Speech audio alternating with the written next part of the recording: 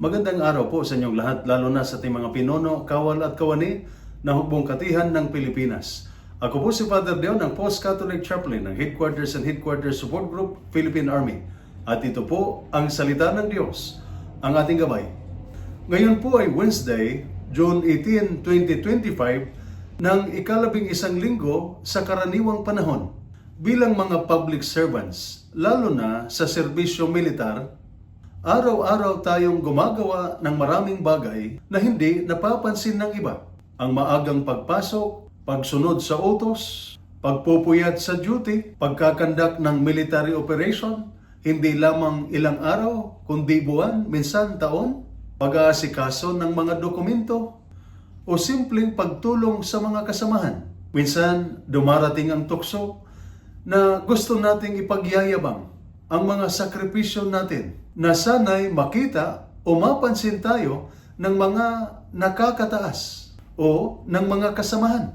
Ngunit malinaw ang paalala ni Jesus. Huwag mong ipagyayabang ang iyong mabubuting gawa.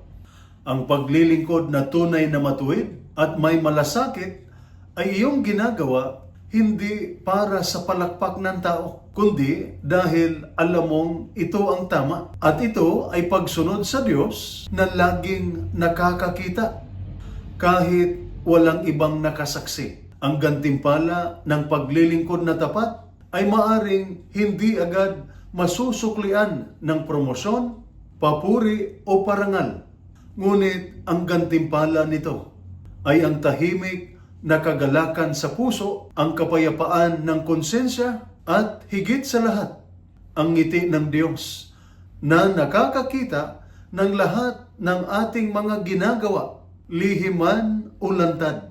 Sa mga pagkakataong tila hindi napapansin ang iyong kabutihan, alalahanin mong hindi ka kailanman nag-iisa at nakakalimutan. Ang Diyos mismo ang nakakakita at Siya ang magbibigay ng gantimpalang higit pa sa kayang maibigay ng ninuman. Kaya patuloy tayong maglingkod ng may katapatan, may kababaang loob, at may malasakit sa kapwa. At ito po ang salita ng Diyos, ang ating gabay. Manalangin tayo.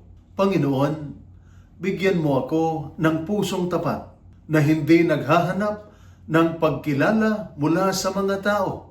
Turuan mo akong maglingkod ng may kababaang loob at malasakit kahit walang nakakakita.